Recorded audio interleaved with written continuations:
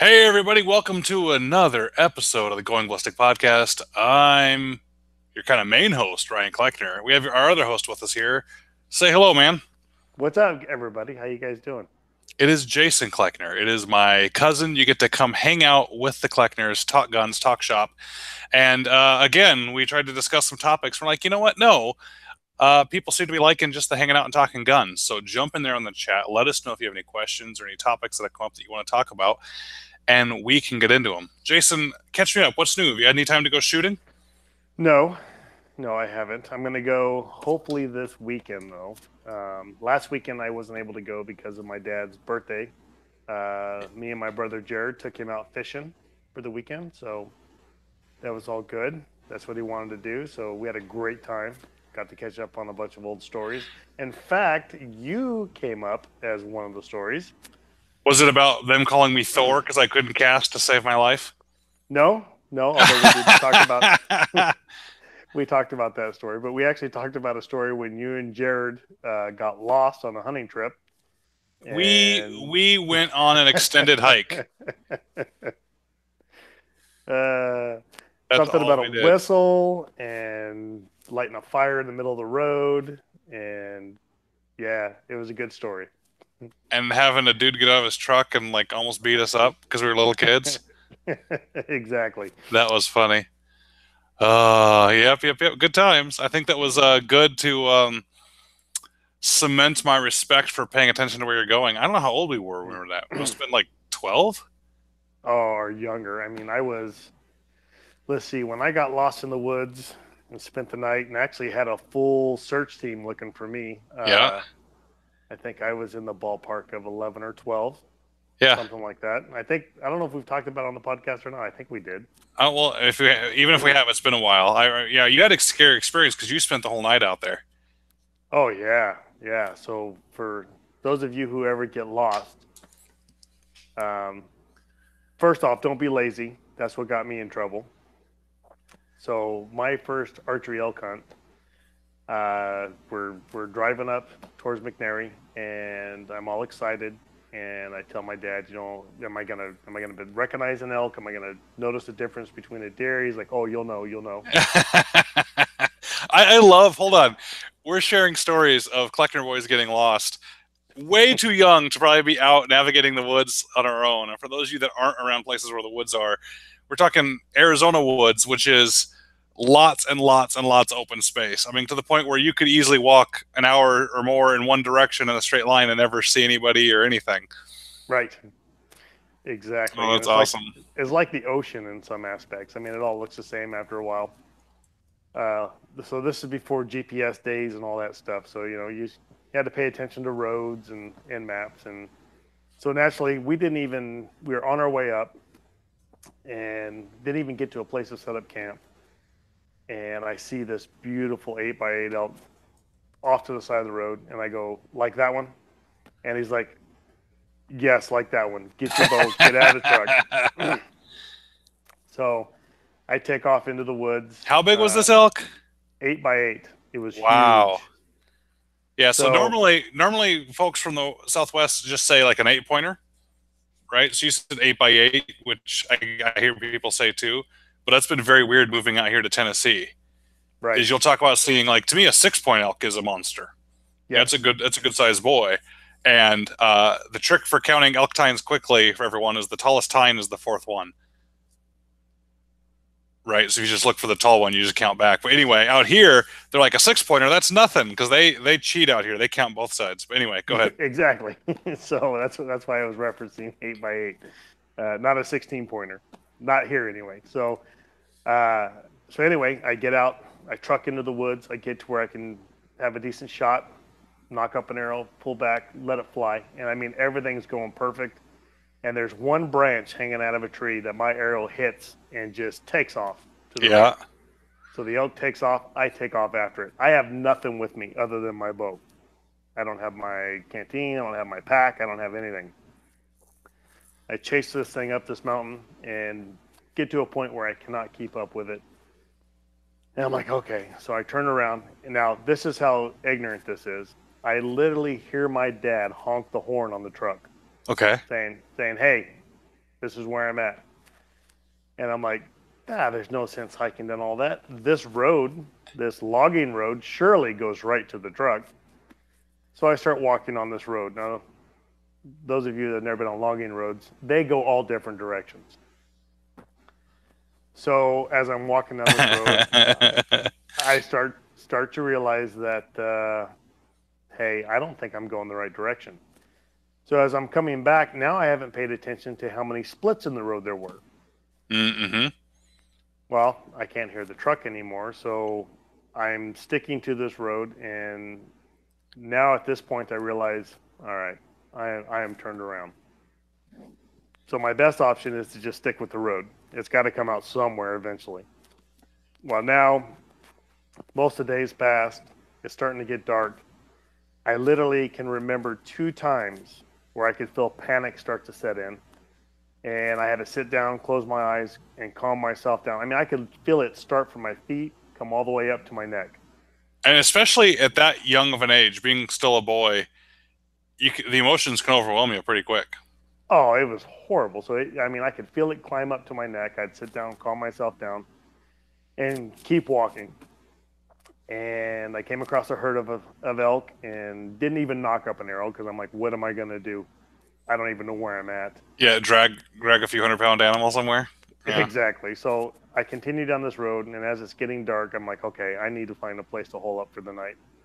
And in the middle of the woods out here, we have these little shacks that are built by the Forest Service to actually meter rainfall and water.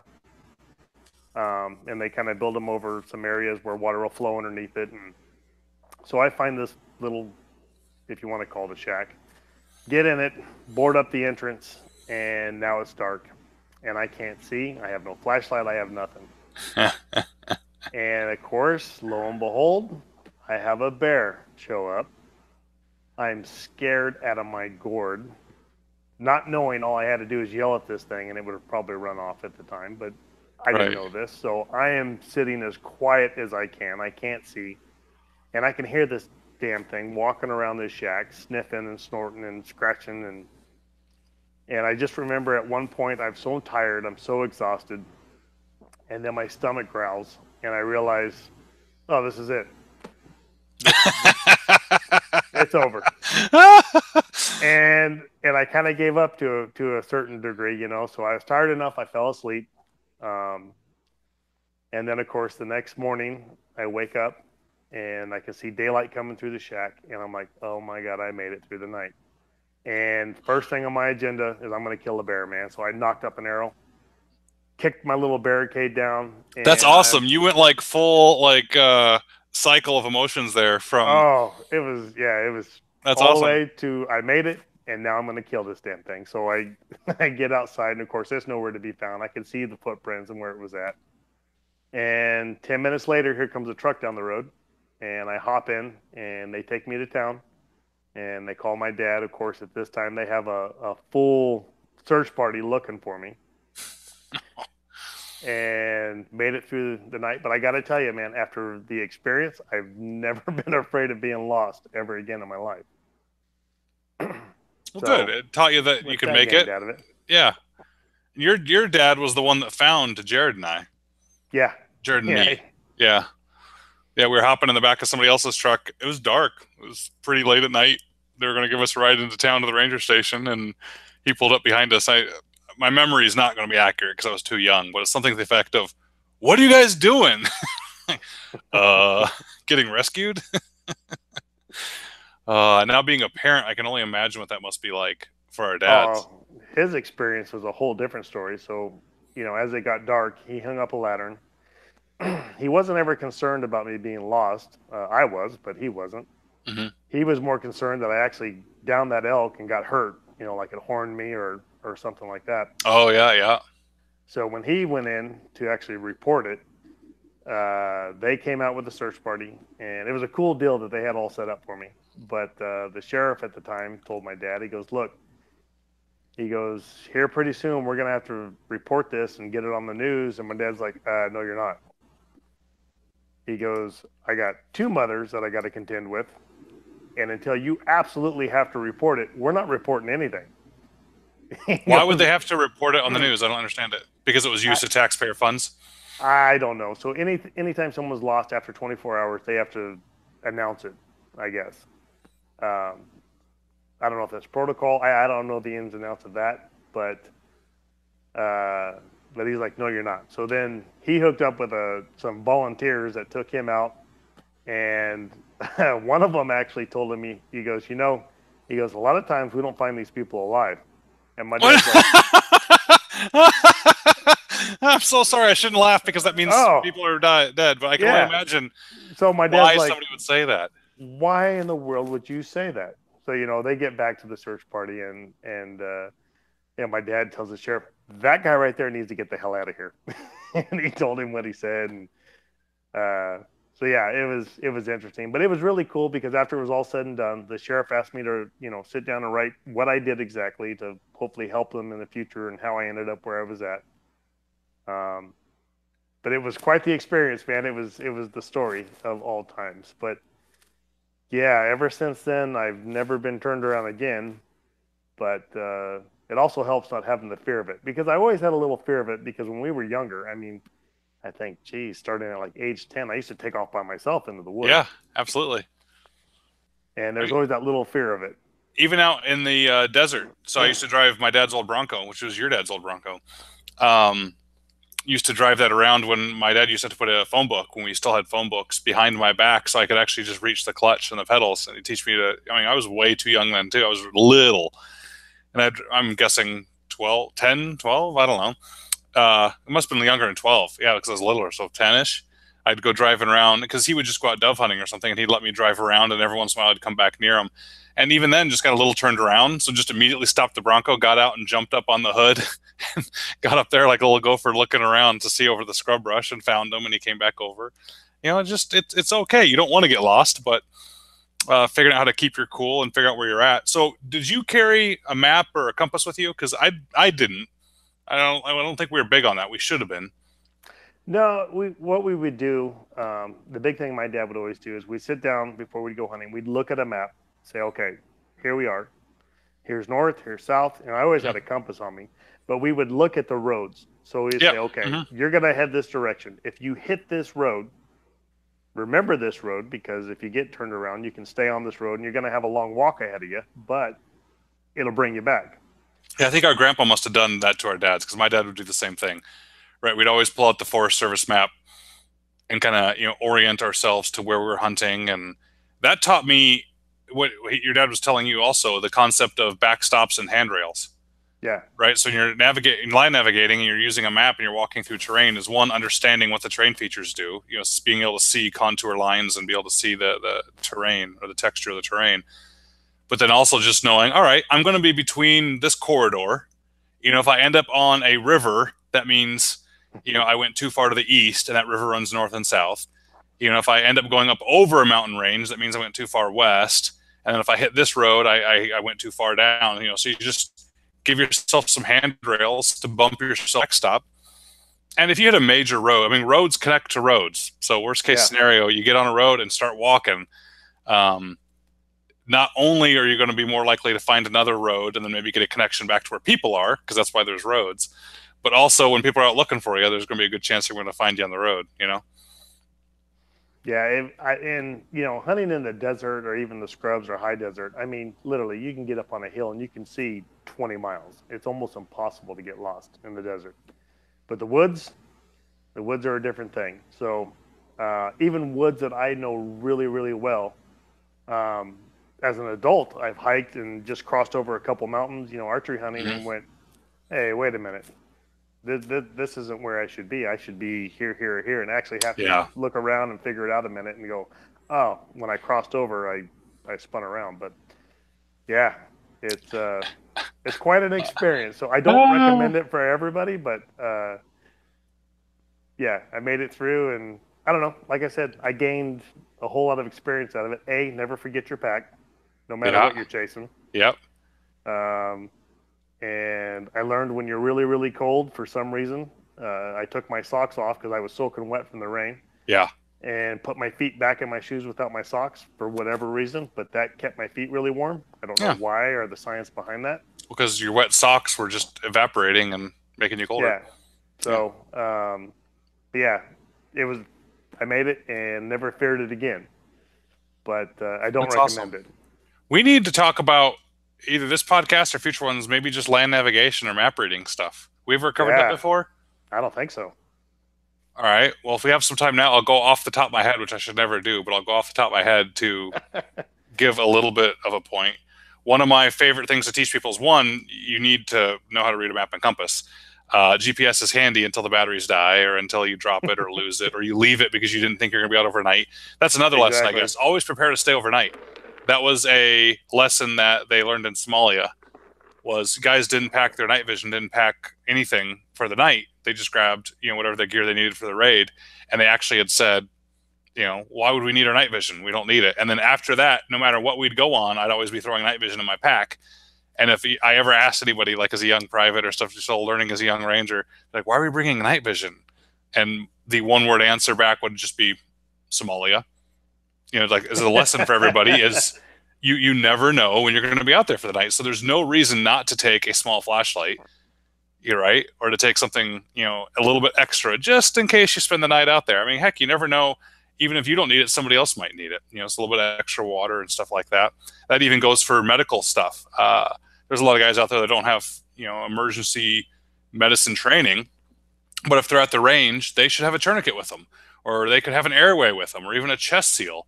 And a lot of guys are starting to put these little individual first aid kits on their belts, which I think is awesome. They call it an IFAC, an individual first aid kit. And I've heard some guys say, "Yeah, but I don't carry a whatever in my little first aid kit because I don't know how to use it." Well, I do. And if you're the one that gets hurt, I'd rather use yours than mine. Right? So Right. seriously, I mean, not just for cost, but just I don't want to give up my whatever I have with me. So you may not know how to use a chest seal, but you catch a round through the chest, you have a sucking chest wound. I do, and now I have a chance to use yours. So think about that way too, guys. When you're packing gear, matter of fact, to take that point maybe too far, we used to carry each other's gear a little bit. So when you would do very light stalks, you and a spotter, you could carry what the spotter needed in a small like fanny pack and vice versa. I'm talking needed like candy bars, dip at the time or whatever. And it was actually easier to reach over and grab what you needed from them than it was getting it from your own pack. So yeah, think about the other people that are with you sometimes too. So map reading. One of the classes I used to teach at the community college in Arizona when I was teaching all the Ranger 101 classes was land navigation.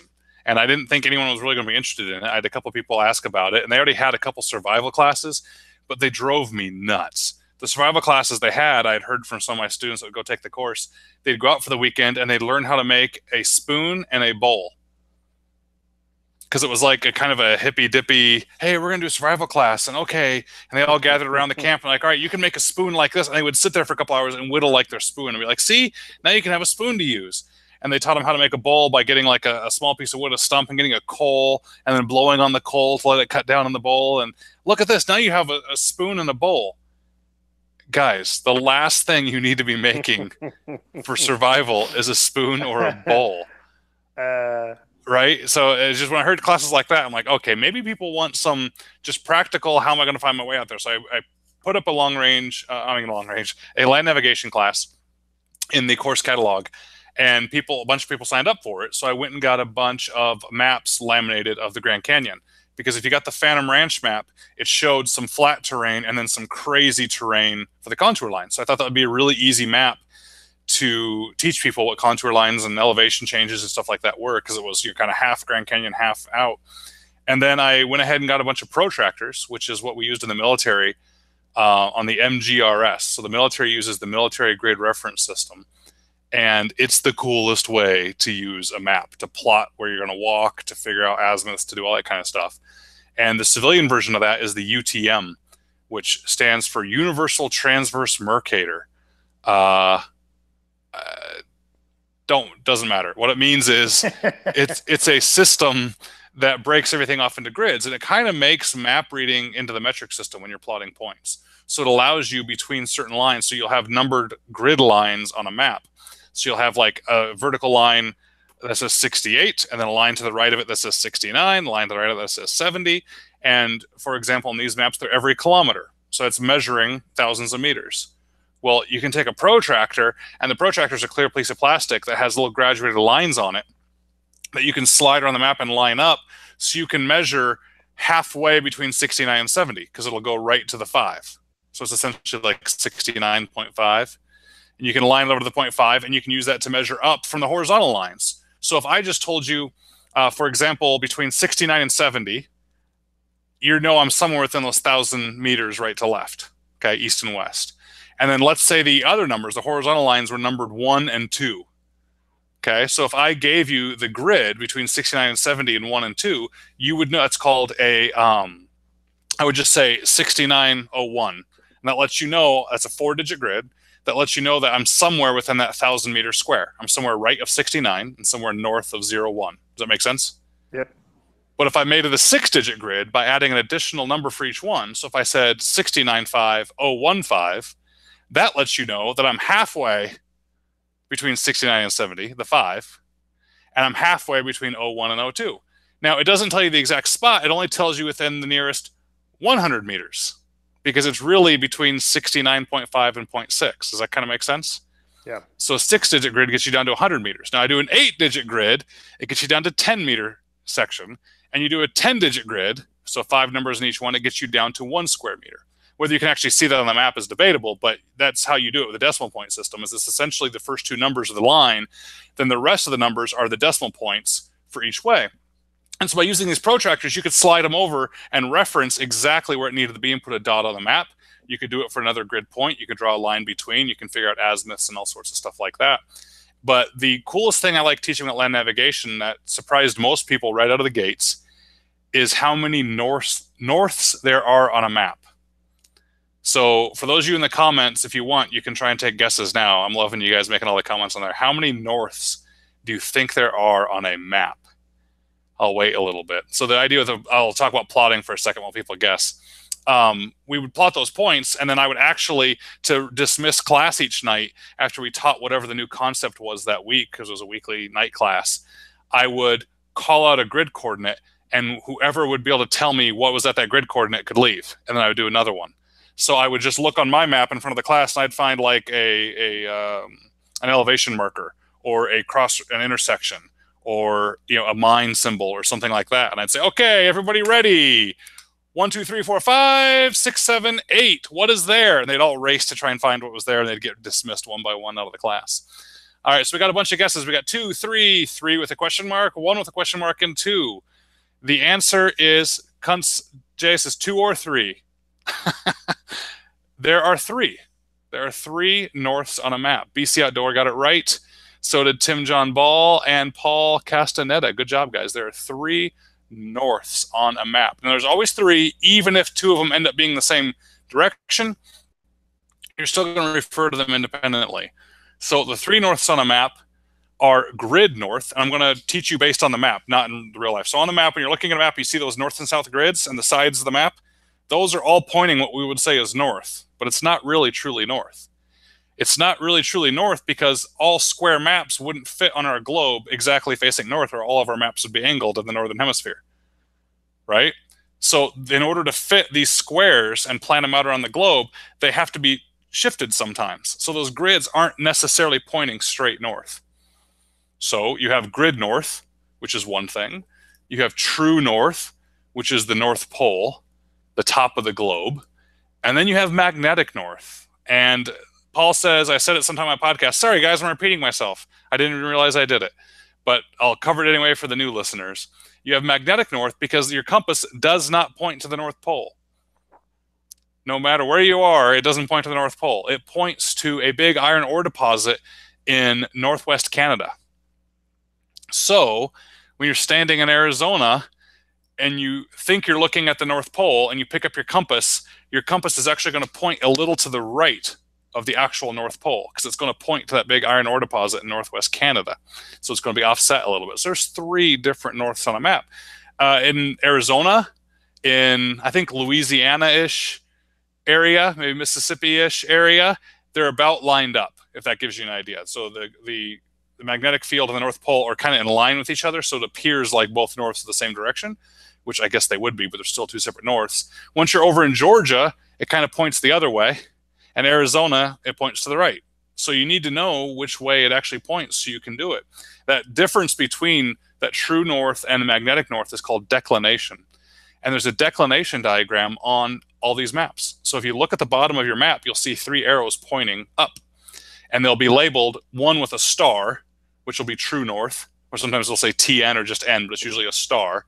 And then you'll have the 2 other arrows that say GN and MN, grid north and magnetic north. And they can, depending on where you are in the world, they'll be pointing in different directions. So again, in Georgia, I'll try and do it this way, you'll have the true north, and magnetic north will point a little to the left. In Arizona, magnetic north will point a little bit right. You're up in Alaska, magnetic north points a lot to the right. So I shouldn't do this off the top of my head, but I think in Alaska, it's something like 25 degrees difference. Ooh, maybe 30 degrees. A lot, well, because you're further up, so it's more over, right? In Arizona, I think it's 13 degrees about in Arizona. And in Georgia, right, it's about 2 or 3 degrees the other way. And again, when you move across the country, it gets closer and closer to center. So it goes all around the world, it changes. Now, you can see why that's important, right? You're in Alaska, and you look on a map, and you say, you know, I'm right here at this intersection, and I want to make it all the way up here to the top of the map. You can't just go, great, I'm just going to walk north. Because if you pull out your compass and try and walk north, you're actually going to be walking more east than you are north on the map. And you'll never find where you're going because you won't be able to realize that you're tracking across the map at a diagonal instead of going straight up. So you need to be able to know not only which way it goes, but how to remember which one is which. And the acronym I like to use is LARS. It's left, add, right, subtract. And the reason I like Lars is it doesn't matter which one you're converting to, it always works. So there's a few other mnemonics out there that I just don't like. Some mnemonics aren't helpful at all, like coral snakes. Some people say, you know, red on yellow, friend a fellow, or is it red on yellow, killed a fellow? Which one is it? It's if red touches yellow, it'll kill a fellow, or if red head, you're dead. All right, that one might be better. But red on yellow kills a fellow, or friend a fellow, and red on black kills Jack, or friend of Jack. So you see what I'm saying? Yeah. I don't. But the point is, you can flip those mnemonics around because you can get too comfortable with them. Well, this mnemonic for Lars, of course, you have to remember Lars. But the reason I like it is, one, you can't mess up the letters add and subtract or left and right. They're going to be the same. And also, some of the other mnemonics are, they only work if it's easterly declination or westerly, and you got to remember which one you're going to. Well, the beauty of left, add, right, subtract is you actually use the diagram on the map. So what you do is you put your finger, or you can mentally put your finger on whichever arrow you're dealing with, and then just look at the direction you have to go to convert. So if I'm in Arizona and I see my true north is pointing straight up and my magnetic north is to the right, well, now if I have one azimuth or the other, whether it's a map azimuth where I measured on the map, or it's a compass azimuth, I see a mountain at a certain direction and I want to be able to find where that mountain is on the map, I got to convert. I just put my finger, again, mentally or real, on whichever azimuth I have and see which direction I have to move to the other one. So in Arizona, if I look at the map and I see that something is directly north on the map ahead of me, right, or directly true north ahead of me, and I want to convert that now to a magnetic azimuth, I put my finger on the true north, I see that I have to move to the right to get to the magnetic, therefore I subtract the 13 degrees. Versus if I have a magnetic azimuth and I put my finger on the magnetic, I have to move left to get to the north arrow, then I'm going to add it. The beauty of that, Lars, now is I'm in Georgia, I don't have to remember that I'm dealing with an easterly or westerly declination anymore. I just go, all right, I have a magnetic, I want to convert it to the map, I put my finger on the magnetic, I go right to the true north, all right, I subtract. Does that make sense? Yep. Yeah, so you don't have to remember which one is which and yada, yada, yada. So I use Lars to remember which one is which. Now, on compasses, if you're going to use a compass out in the woods, you need to have a compass that either has a declination adjustment on it, or you need to be good at doing this math. The compass declination is nice, is you can actually, on many compasses, if you've never known why, you can rotate the ring on some compasses to change the numbers. That's why. So you can just sit there in Arizona and say, you know, if it's going to be 13 degrees, you can go and dial in that 13 degrees, move it to the right, so that when the north arrow is lined up correctly, it'll have the compass pointing to the actual true north. Does that make sense? Yep. And we used to use it with the early GPSs like that. So when you would actually get a heading, Uh-huh. you would actually turn your heading, turn it to north, and then point the direction you needed to go. Really? I didn't know that. Yeah. So that's how we used to do it. So if it said, for instance, I needed to walk 67 degrees to get back to the truck, I would turn 67 degrees on that compass, Hmm. on the arrow, and then turn the compass to north. And that's the direction I needed to go is the arrow. That's not GPS though. You're using a compass. No, no, I know, but my early GPSs didn't have all the cool tracking and stuff like that. They only gave you a heading. Oh, gotcha. Or they only told you where you're at, like by a grid coordinate. Correct. Right, right. So And I need to go 67 degrees for 1.2 miles. Well, okay, where the hell's 67 degrees? So I have to take the compass, turn it to 67, turn it and figure it out. gotcha, gotcha, gotcha. Yeah. Now, the So, one thing I never understood though with uh-huh. what you're talking about is how accurately can you find yourself? Let's say I gave you a map, a compass, and dumped you somewhere. Yeah. Other than looking at the map and trying to figure out, okay, that mountain's over there and this creek's over here, Yeah. it's kind of a guess, isn't it? Well, yes, I'd be lying if I said no, but I have a better chance at doing it than someone that doesn't know how. There's a couple tricks. Uh, but if you just drop me in one spot and tell me exactly where you are without moving, okay, it might be hard. Okay, but I could still do it with a couple one of these tricks if the situation is right. If it's not, I got to walk a little bit. Paul's right. You can do resection or intersection.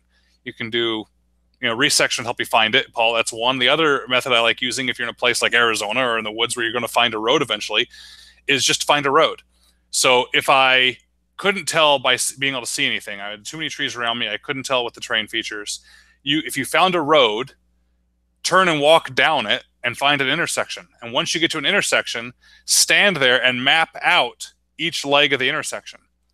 So if it's like a three-way intersection, you can plot, okay, this, the long way of the road where the other one butts into it goes, on this magnetic azimuth, and that magnetic azimuth. Do the conversions for all three, and then I'll draw the shape on the map. So draw a shape that matches what it would look like on the map, and look around. And believe it or not, that's a really good way to find where you're at on the map, because there's probably only going to be one, or if there's more than one that matches that shape exactly of intersections, then you can start using other terrain features and things around you to narrow it down between the two. Right. So that's one way to use it with intersections.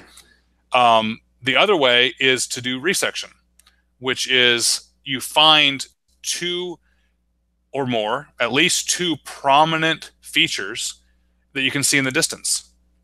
So if you're somewhere and you see the Four Peaks, for example, Jason, in the distance in the woods, or you see something else large, you see a radio antenna or something, if you can find those two big areas on the map, that still wouldn't help most people, because they're like, all right, they're up here, but I have no idea where I am in relation to these two things. Well, that's when you do what's called resection, which is you shoot your azimuth at that object, okay, and say, well, that object is exactly 90 degrees for me magnetic. And you kind of do the back azimuth, which means the opposite. So you know that you are 270 degrees magnetic from that object, okay? Right? I keep saying magnetic because you got to remember which azimuth you're dealing with. You convert that to your grid. So you convert 270 degrees magnetic to a grid, azimuth. And once you get that, take your protractor, take a ruler, and draw a line all the way as far as you can on the map, or as you think you need to, with that azimuth. And then do the same thing for the other structure. And the further apart they are, the easier this will be. Even if they're close together, you can do it, but it's going to be a lot easier from somewhere else. You do the same thing with the other one, and those lines are going to meet. And exactly where they meet is where you're standing. That's called resection. No, it makes perfect sense. I mean, I've been on a couple trips where my GPS failed, and I was kind of relying on it at the time. Mm-hmm. And luckily, both times I knew the area really, really well and didn't need it. But ever since those two failures, man, I always, and granted, before GPS time, I never came back exactly on a truck or camp. I came close enough that I knew I had to turn left and walk down the road a little ways. Yeah, you knew the area. Uh-huh. Yeah. So, I mean, I can't stress enough for people that have GPSs, play a game with yourself, man. I mean, see if you can guess the direction and how far prior to firing it up. A lot of it is situational awareness, just knowing what's going on. I do this with my kids. Anytime we leave a store, I like to stop in front of the store and say, all right, where's the truck? and see if they paid attention on the way in to even let me know where the truck might be parked, just being pay attention where you're at. But the other is the familiarization that your dad and my dad made us do before we'd go out somewhere, even though we got lost when we were kids. If you know there's a giant mountain range way to the west of you that you're essentially going to be moving parallel along, and the road you're on is a certain other angle, as long as you don't cross that road or the mountain range, even though they might be far off Right. away, right? You stop and get turned around, you can just look and find that mountain range and go, all right, I must be here. Or the sun is super, super helpful too, as long as you can see the sun, as long as it's daylight. The sun is never going to be directly over top of you. It's always going to be on the south. So, at noon, when the sun is as much overhead as it's going to be, or about noon, your shadow is going to be pointing just about straight north, right? Because the sun's it's going to be a short shadow, but it's never going to be directly overhead. It's going to be slightly to the south, right? Sun rises in the east, sets in the west, but it's not the direct east. It's a little south of east. So you see the sun rising or you see the sun setting, it's not exactly the west. Look at the sun, realize it's a little too far to the south, fudge up a little bit more, and that's actually west. So if you just kind of keep an eye on the sun as you're walking around and keep an eye on the mountain range and stuff like that, you'll actually be fine bumping around the woods just like that. And I think that's better than keeping your nose buried in the map and the compass when you're walking around. Sure. It's like, I've lived in Tennessee for a couple of years now, and it's shameful how I don't know how to get places that I should know how to get because I just use my GPS all the time. Right. I'll drive around and take a turn on a road and end up a completely familiar place that I've been many times before, but I had no idea that's kind of where it was around town because I'm getting in the bad habit of just trusting my GPS all the time. So that's ridiculous, but oh well. Yeah, No, BC Outdoor has a good point. Look behind you when you're walking. Your dad probably taught you that one too. Yeah, but it doesn't help very much. I mean, especially if you're walking through heavy, dense woods. I mean, it all kind of disappears and looks the same. I mean, even going over hills and stuff like that. I mean, my dad really stressed when I was younger is just paying attention to directions and how you're circling. And that's what we did. We'd always go in a circular pattern. Yeah. Never straight in and straight out because that, I don't know, it just doesn't work for some reason. You're always drifting. Right. But if you're looking far enough ahead and saying, okay, I'm going to keep going left of what I'm seeing, that's kind of how we did stuff. So he'd go one direction. That sounds crazy. I know it does. I don't believe in that one. But you definitely do drift. I would actually later on in the course to try and teach, when I started teaching them their pace counts, they learned to kind of always keep a count of every time the left foot hit the ground in the woods. You can measure pretty accurately how far you're walking on a map. And, or you can know when to expect a certain terrain feature, so you can kind of just always keep the number count in the back of your head. And I'm out of practice now, but when you do it a lot, you find yourself walking through the mall with your base count. It's kind of funny being able to keep track of what's going on. But even then, you'll drift. Even if you stared at a compass and walked, you will drift. Yep. People think that they stare at. So what I would do is actually have them bring an empty pillowcase to class later on in the semester, and we'd go out in the soccer field. It was a night class. We'd be out at night. We'd go out in the soccer field. And I'd have them all line up shoulder to shoulder, a little space in between them. And I would jog as far across the field as I could and turn on a flashlight and say, all right, here I'm at. Everybody take an azimuth to me right now. So they take their compass and line up as good of an azimuth as they can, and then make them put their pillowcase over their head, but they could pull it out in front of them so they could see their feet walking and they could see the grass, and they could hold their compass underneath the pillowcase if they wanted to. And so they would all think, well, if I can stare at that needle every step I take and walk, I'm going to be able to hit them. And I'd also have to do a pace count. So I'd run out, and if I could get a couple hundred yards, I would do 200 yards, but 100 would make it work. So I would go exactly 100 yards, and I would tell them to walk that azimuth with their pace count for 100 yards and stop and stay there with the pillowcase over their head until I hollered out that everybody was done, and then have them take the pillowcase off. Some people would walk way past me. Some people would walk only half as far to me. Some people would walk 20 degrees off one way or the other. It was amazing to see how people would get in different spots. And you do that a couple times, you can actually learn how you tend to drift just because your body mechanics or things like that. So then add chasing an animal into the mix. Your mind is nothing but that animal. I mean, you are focused and and the distance that you travel is always, to me, 3 times further than I think I traveled. I mean, it's because I'm moving and trying to catch up and try to skirt around it or cut it off. And just the time that flies by when you're chasing an animal is amazing. That's true. When you're chasing the animal, it does that, but then the opposite happens when you're just out walking and you're bored or you're loud. You feel like you've gone a really long way and you haven't. Exactly. So, oh well. Well, look at that. See, I knew we'd You knew we'd get off onto a topic that we could actually talk about. Oh, that's good stuff. That's So, great stuff. so eventually I'll do a small handbook on that, but I know the advanced shooting book's got to come first, everybody. Don't get mad at me. But someday I think there'll be a fun little like land navigation book, to try and teach people how to start plotting points. Because plotting points is really kind of cool when you start using that UTM system, you know. I was just reading there, it's saying from Paul, too bad your junior colleges don't teach classes like your ranger class more often. And I think that's true. I think those are all good skills that people should learn in Mm-hmm. school. I mean, Yeah, well, they're all elective classes, but man, I had a racket going there. I loved it. I think at the most I taught 9 classes in one semester because I taught for years there. And so it was just whatever I could add to the calendar was just more money. It was a job. While I was going to school, I was actually attending that junior college while I was teaching there. So I got to like park in the faculty parking, even though I had to go to school there. Yeah, so I'd be like, oh, land navigation class. It was a 1 credit class, so I met once a week for a couple hours, kind of thing. So land navigation. And I'm like, oh, rock climbing. So I did a beginning class and then enough for 2 beginning classes. And then the intermediate class was where they'd learn all their anchors and lead climbing and things like that, and knots. And then the advanced class was we actually climbed outdoors all over the Phoenix Valley. It was a Saturday class. So it was like a couple beginnings rock climbing, an intermediate rock climbing, a land navigation class. I started teaching backpacking classes, stuff like that. Before you know it, it started filling up a semester, and it was just I got to keep active in the outdoors, teaching what I loved. It was fun. I didn't intend it to be ranger classes, but I jokingly called them Ranger 101 classes because it was all your basic, how to go out in the woods. And then the backpacking was awesome because I think you needed 20 hours to count as a semester credit of education. I think that's what it was, or 22 hours of class time.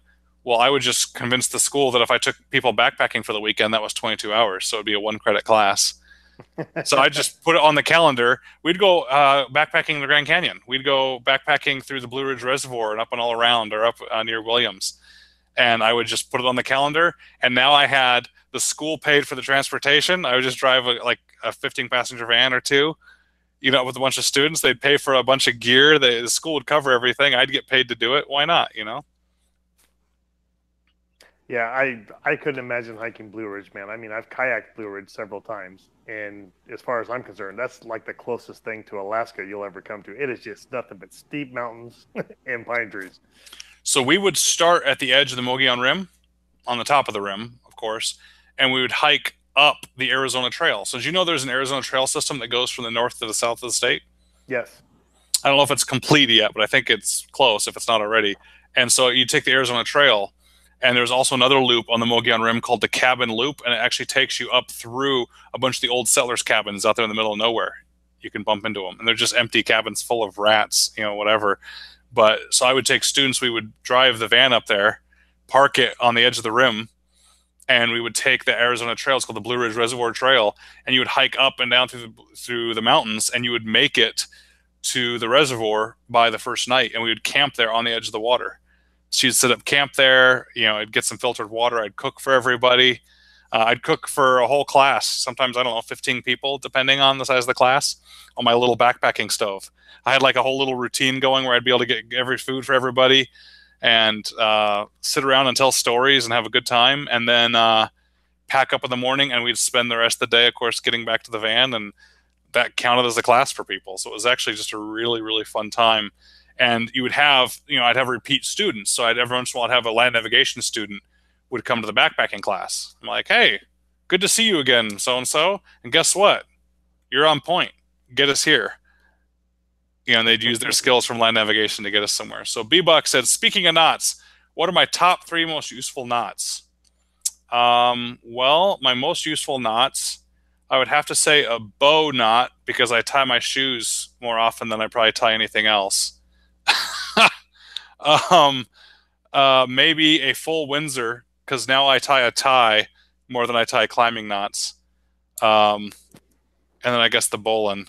I'm just kidding, B-Bucks. I'm not kidding. I tie those 2 knots more than I tie anything else now.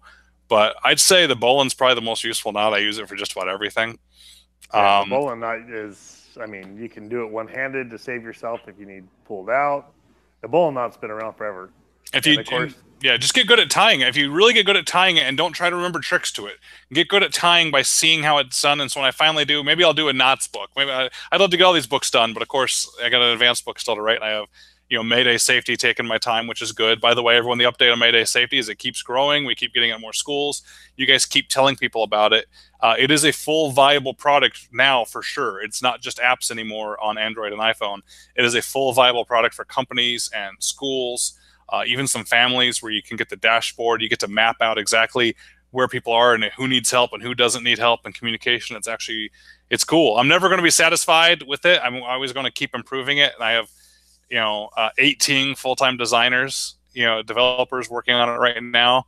As we keep getting the features growing and growing, but it's already there. But I'll get these more books done someday. But the bowline, the trick is don't remember the tricks. Look at how it's tied and figure it out, because I'll use it a lot just to lash around something. So most people that try and do the rabbit through the hole around the tree kind of thing, it's fine, but you can get messed up. I'll take the bowline and I'll flip the knots in my hand, the beginning of the bowline, put the working end of the rope around something, stick it through and just yank it once, and it sucks itself into a bowline. So it makes it really fast, to tie that one. So the bowline's really handy. I use a double figure eight a lot just because it's fun. I mean, when I was rock climbing all the time, I used a double figure eight all the time, or a figure eight retrace to be more precise. But once you can tell someone's a climber or they like knots when you start noticing that all their zipper pulls and all their zippers and all their bags all have little double figure eights tied, because it's kind of a pretty knot. If you are going to get into knots, cool, go learn some knots. Pay attention to dressing them up. A dressed up knot is stronger than a not dressed up knot, and we probably don't have time to get into it tonight, but if you guys care, we can talk about it in the future. And just always remember that the more bends, the tight bends, it's called a bite when you're referring to knot language. The more tight bends you have in a rope, the weaker the rope is. So rope is going to break wherever it's bent narrowly or tightly. So even if you're wrapping a rope around something, you need to wrap a rope like around a cable. That tight pinch the rope is going to get around the cable. That's where it's going to break, more likely than not. So more likely than not. It'll more likely to break there. So for what you can do is you can get, either thimbles, which are things that make the rope stay in like a more of a, gentle curve, or you can even wrap the rope twice around the cable. So even though you're making a couple tighter bites, you're distributing the weight over the two of them, things like that. So the bowline is cool because it's a quick knot, but I would never recommend climbing with a bowline knot. No. It's not only is it going to bend the rope too tight, it's also what's called a constant tension knot. So it'll hold with friction, but if you shake a bowline enough, it'll loosen itself. Right? So it needs general tension to be holding. But if you took it and shook it back and forth, it'll eventually loosen up and untie, where a double figure eight won't do that. Right. And that's why, like with me, with horses and everything growing up, the bowline was the go-to because you could it's just so quick. Yeah. The bowline's nice too because, even though it's under a lot of tension, you can untie it. I guess the other knot would be what I call a water knot. It's just really an overhand knot. I use a tubular nylon a lot. So you're using like your ratchet straps for your truck to tie stuff down, that flat webbing. Yeah. Okay, so if it's just single flat webbing, it still works. But in climbing, you use webbing that looks flat, but it's actually a tube. It's just been ironed flat. And that stuff's incredibly strong.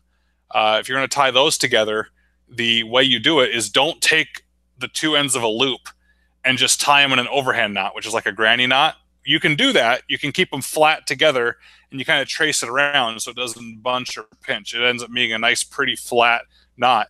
The problem with that is, even though that's technically what's called a water knot, if you do it that way to where the two tails are pointing out together, people die from that in rock climbing because they'll tie that loop and then use that to clip onto something.